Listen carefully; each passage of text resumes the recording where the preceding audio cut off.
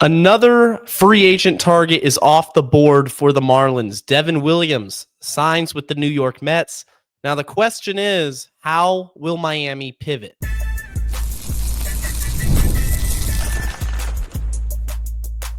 You are Locked On Marlins, your daily podcast on the Miami Marlins. Part of the Locked On Podcast Network, your team every day. Welcome into Locked On Marlins, part of the Locked On Podcast Network, now the #1 sports podcast network. I'm your host, Jeremiah Geiger. I'm a diehard Marlins fan, and I've podcasted about the team for the last 4 seasons.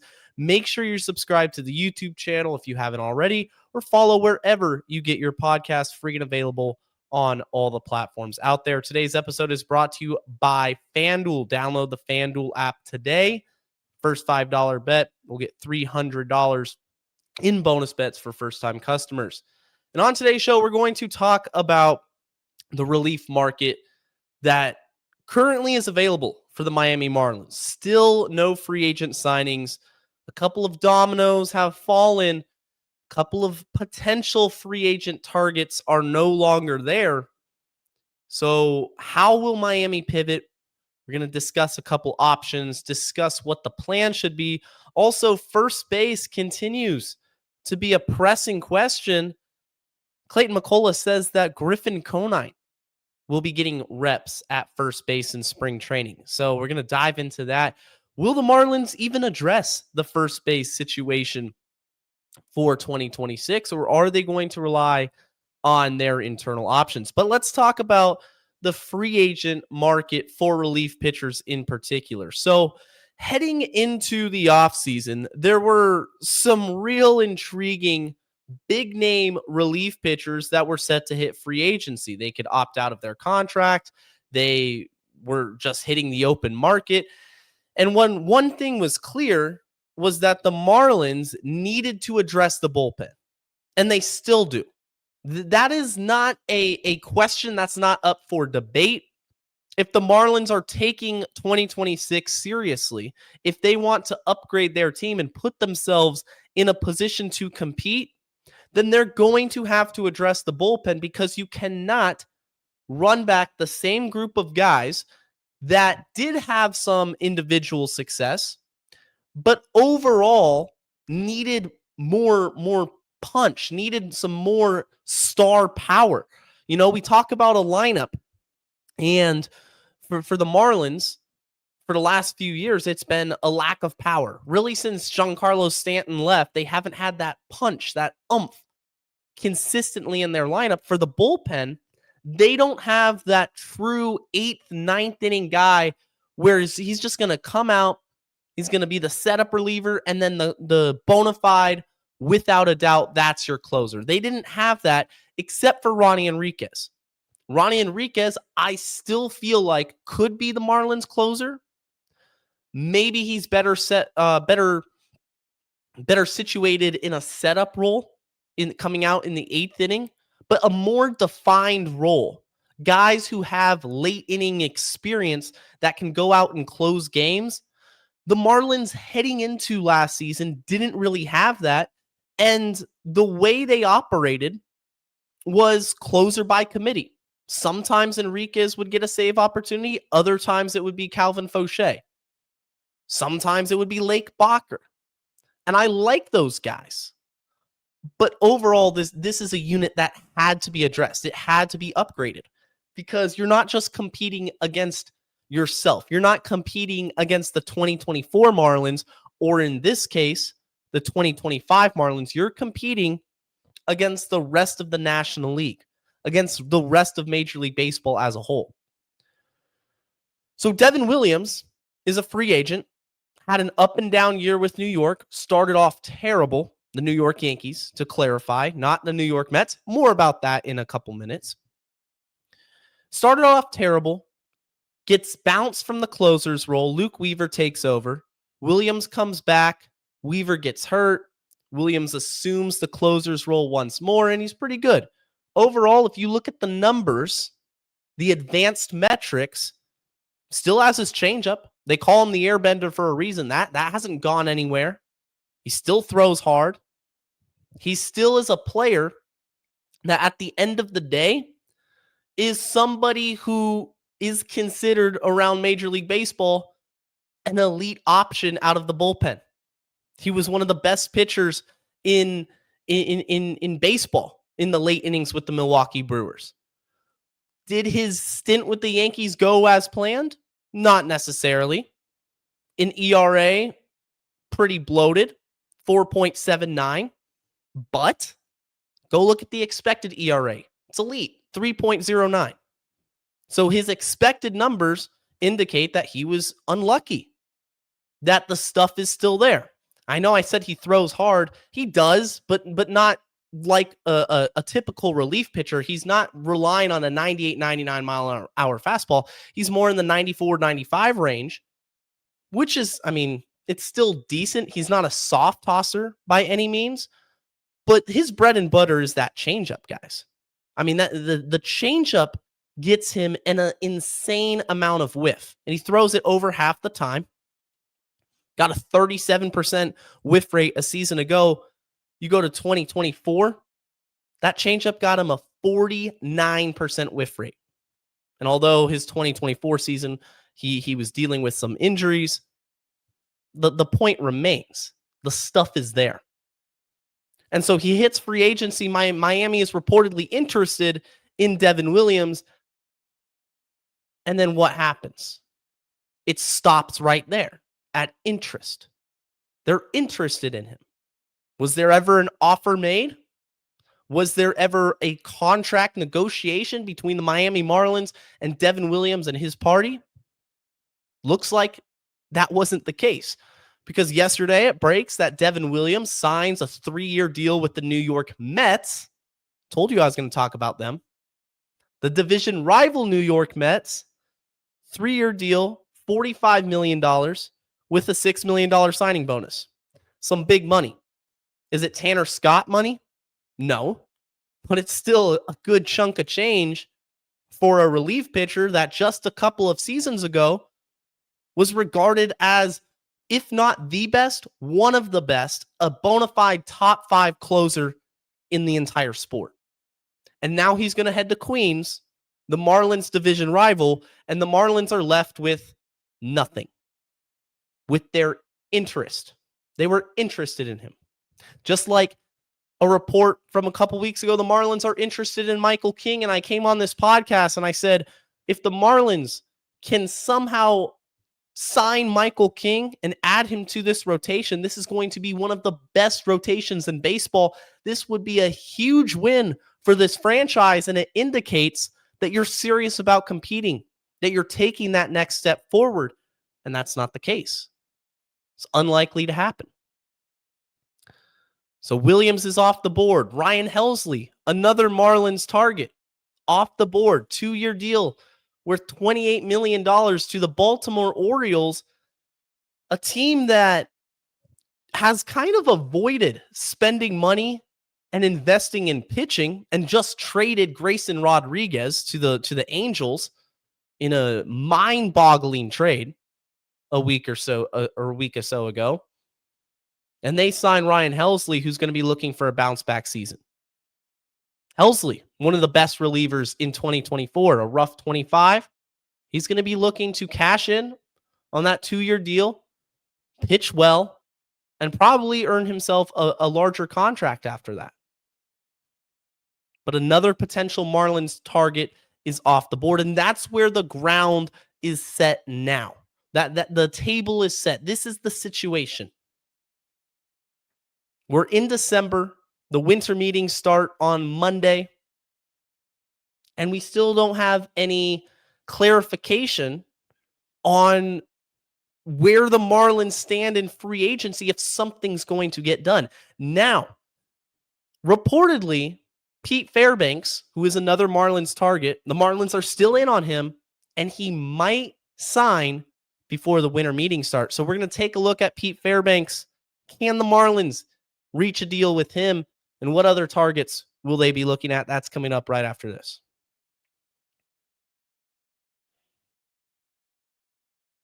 The NBA is back, and there's no better place to get in on the action than with FanDuel, the official sports betting partner of the NBA. Even if you miss the start of the game or you want to ride the hot hand. Maybe you're on your way back from the gym or school, you're driving home from work, and you're like, I want to place some bets on FanDuel and win some money. FanDuel has live bets on everything from who will score next to fourth quarter comebacks. You can even combine your live bets into a same game parlay for a shot at a bigger payout. It keeps every game exciting, especially when your team's making that late push. Football season's heating up. The college football playoff rankings are heating up. Miami, where's my Canes fans at? Miami on the outside looking in. Are they going to get a final push? Do you think the Canes are going to sneak into the playoff? I know a lot of people are saying Notre Dame should be behind Miami. Miami beat them week 1. If you think Miami is going to go to the playoff, go over to FanDuel right now, because right now FanDuel is giving new customers $300 in bonus bets when your first $5 bet wins. So sign up, play your game with FanDuel. It's the official sports betting partner of the NBA. Thank you for making Locked On Marlins your first listen of the day. And thank you for making Locked On the #1 sports podcast network out there. Can't do it without you guys. The relief market for the Marlins has been cut short by a couple of potential targets. Devin Williams was my #1. He signs with the Mets. And kind of that's what irked me the most, is not that the Marlins didn't land Devin Williams. It was that the Mets landed him. If I'm going to be 100% honest with you, did I expect Williams to sign with the Marlins? Well, I mean, if I go off recent history, I'd say no. I think my expectations for this team in free agency have simmered down to a large extent over watching the last couple of years. But this offseason, it did seem like the Marlins are serious about spending in free agency. And so that's what we're going to talk about. Who are the Marlins going to get now? Williams is off the board. Helsley is off the board. Raisel Iglesias also off the board. But there's still some intriguing names that the Marlins will be interested in. So John Morosi tweets out from MLB Network. He says the Blue Jays, Marlins, and Tigers all involved in the Pete Fairbanks market. Fairbanks could sign before the winter meetings begin on Monday. Okay, so there's 3 teams that you've listed that are interested in Pete Fairbanks. Only one can get him. What's scary about this, Jeremiah? The Toronto Blue Jays. Because the Toronto Blue Jays, who were just in the World Series, who have proven that they can compete at the highest level, and they have the money to do so, are interested in Pete Fairbanks. And so Miami is going to have to match, if not exceed, any offer that Toronto makes to Fairbanks. And I don't know the situation in Toronto, what their plan is, how important it is for them to bring in a relief pitcher like Fairbanks. But I do know one thing. They have the money, and they're serious about competing. If you don't believe me, go look at how much money they paid Dylan Cease. 7 years, $210 million.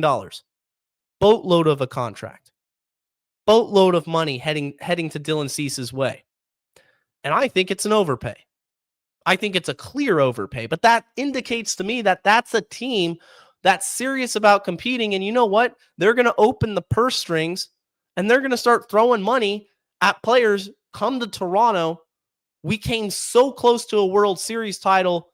Let's lock it down. Let's finish it this time, because we believe we can get back there in the American League. And I think Toronto's the favorite right now in the American League East, and arguably the American League as a whole. So the Tigers are in a unique situation a little bit.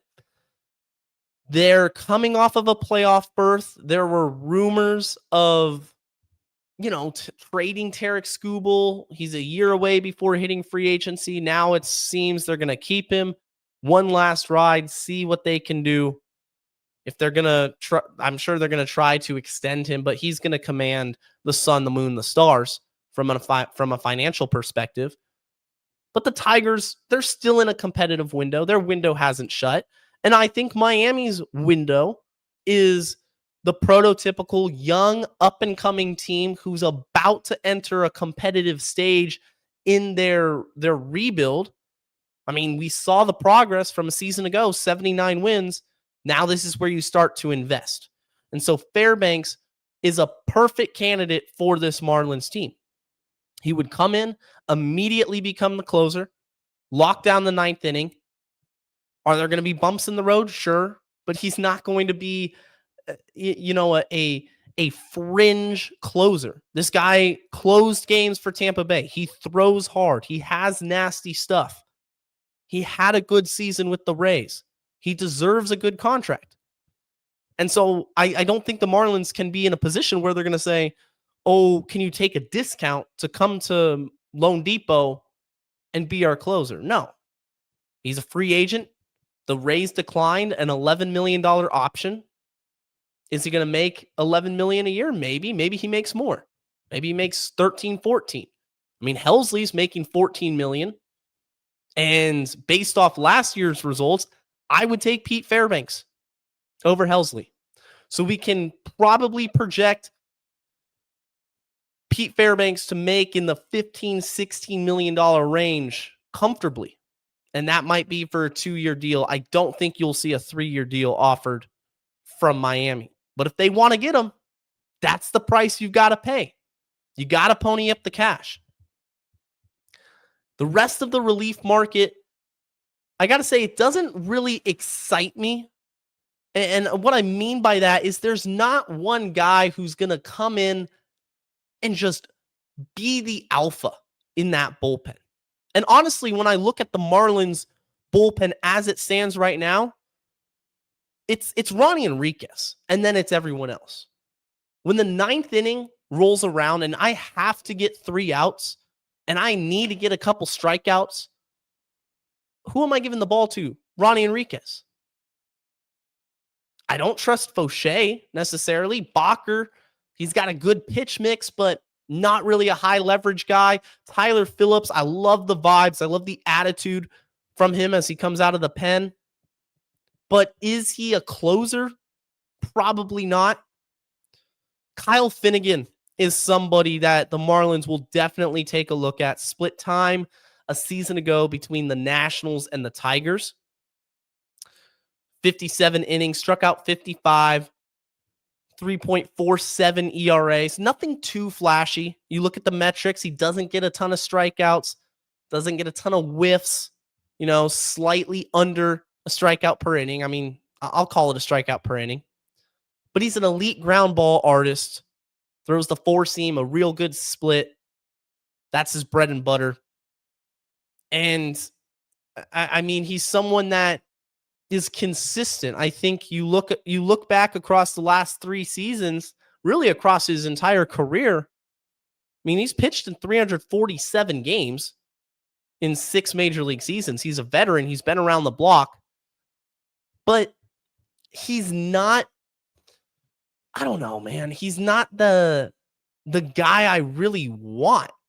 He's not someone that makes this bullpen elite by himself, is what I'm saying. You pair him with Ronnie Enriquez and both of them have consistent good years, then it's a 1-2. You got a 1-2 punch that's lethal. In my mind, I just rank him a little bit below Pete Fairbanks, and I ranked Pete Fairbanks below Devin Williams. Devin Williams was my target. And you guys, the everyday listeners who watch the show or listen to the show daily, know sometimes I might get a little carried away when it comes to potential free agency. Josh Naylor, I'll throw that name out there once more. For weeks, I was saying the Marlins have to go after Josh Naylor, and Naylor re-signs with the Mariners. It was never a thought. So if the Marlins pivot to Finnegan, is it the most exciting move in the world? No, but I do think it would be a good move. I think he would be a very solid pitcher for this Marlins team. Slot into that 9th inning role, throws hard like Enriquez. Maybe not the strikeout artist that Enriquez can be. I mean, Enriquez's numbers a season ago, he pitched a ton for the Marlins. 73 innings. He pitched in 69 games and had 98 strikeouts, 2.3 B WAR, by the way. ERA of 2.22. So Enriquez objectively had a better season than Kyle Finnegan. And there's an argument that in spring training, I mean, do you just assume that Finnegan's going to be your closer if you sign him? Or do you let there be a competition? I mean, I'm telling you guys, the Marlins have to improve the bullpen in some capacity, especially in the 8th and 9th. They can't just have Enriquez. But Enriquez is really good. And if the Marlins make a couple of lower level moves, then Enriquez could be the closer. He wasn't going to be the closer if Fairbanks came over, if Williams came over, probably if Ryan Helsley came over as well. But those guys off the board, well, no, Fairbanks isn't off the board yet. We'll see what happens. So Kyle Finnegan's somebody to keep an eye on.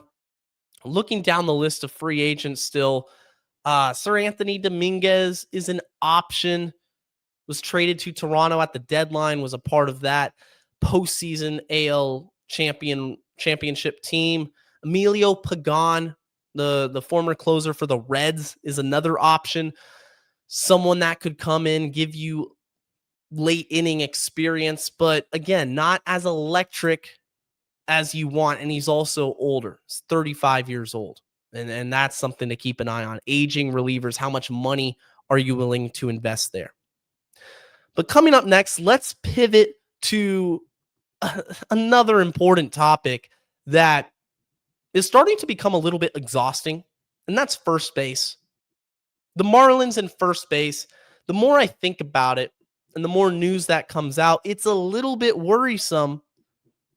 Will they even address the position, or are they going to rely on guys from inside the organization? We're going to discuss that right after this. Shout out to all the everyday listeners who make this podcast a part of your daily routine. If you're new to the show, hit that subscribe button.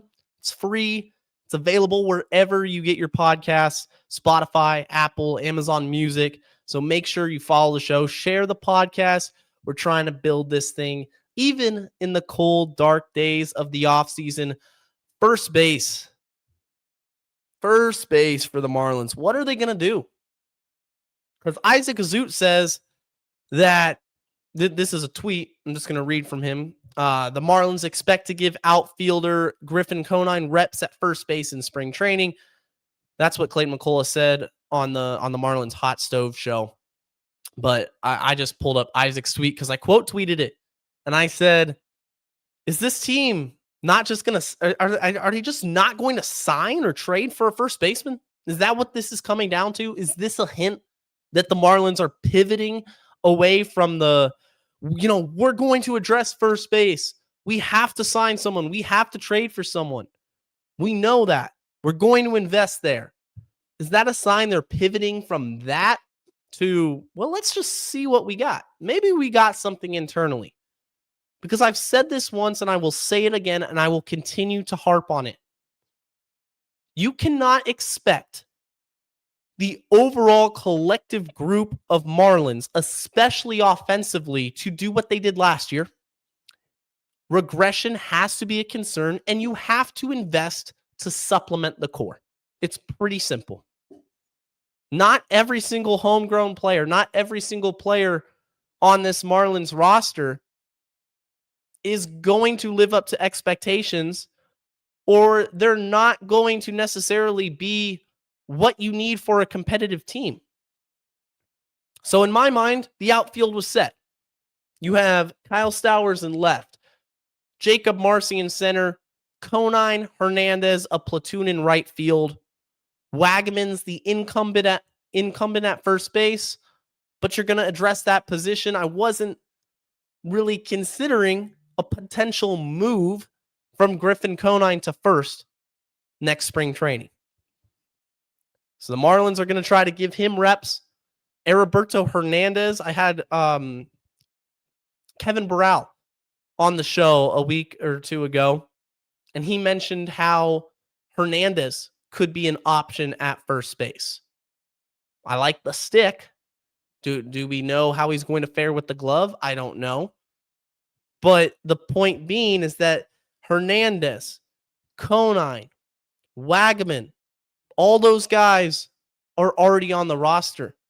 This isn't going out and spending money in free agency. It's settling.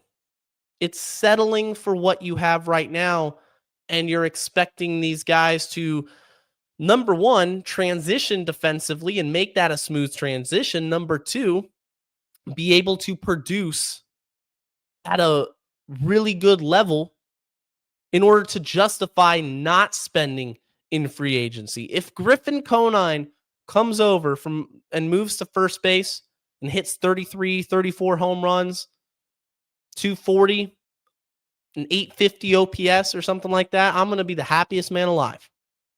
Now, will it also depend on who they replace him with in the outfield? Does that mean Heriberto Hernandez is the everyday right fielder? Does that mean, this statement by Clayton McCullough that Conine's going to be getting reps?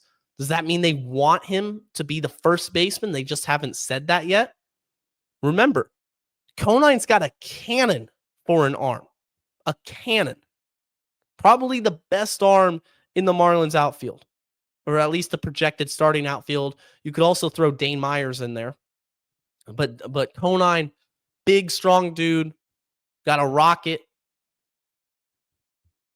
You're going to move him to first base or at least give him reps. Well, if you're giving him reps, it sounds like you want to see what he's got there to potentially play him in games that matter. That's what it sounds like to me. At the end of the day, this worries me because after the Marlins season ended, and I took a couple of days and I was thinking about it, and I was, baseball ends. It's a long season. You start watching postseason baseball, and then your mind goes back to the Marlins. All right, how are the Marlins going to get to the playoffs? And the answer was clear. This was this offseason to invest in the roster. And I cannot wait for these winter meetings, guys. I cannot wait. What we're going to find out about this team in a week and a half's time, we're going to find out a lot. We're going to find out whether the Marlins and Peter Bendix are going to be proactive in free agency and trades. Are they going to sit back and wait? Are we still going to be unknowing of what's to come? Is this all a fugazi? This idea of spending in free agency and addressing the roster and interested in this player, interested in that player, is that all a fugazi? Is it not real? Is anything going to come about from this that's tangible? Are we going to see tangible results? And I do want to say that I trust Peter Bendix. I trust the plan that he's building. We're seeing early results, but it takes two to tango. Bruce Sherman is the owner of this team. He owns the Miami Marlins. And the financial decisions at the end of the day have to run through him. So if Bendix isn't given the green light to sign a free agent here, make this trade and take on this contract in another situation, then we're fresh out of luck. So I think it's a big offseason, not just for Bendix to execute these moves and these transactions while still winning on the margins and making small, shrewd deals that turn into wins for the big league club, but it's a big offseason for Bruce Sherman to invest trust in the trust of the fan base, to gain the fans' respect and trust that, hey, he recognizes this was a 79-win team, needs some help. And when he puts it all together, when the Marlins put it all together and they put a improved and enhanced product on the field, the Marlins can be successful and they can win and they can compete.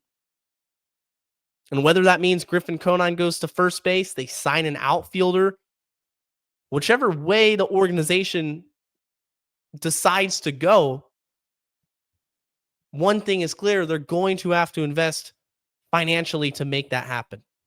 You can't move a bunch of parts around and try to answer every question from an internal perspective. That's not the way to do it, not at this time. That's going to do it for today's edition of Locked On Marlins. I appreciate you guys for tuning in. Until next time, stay safe, stay locked on, and let's go fish.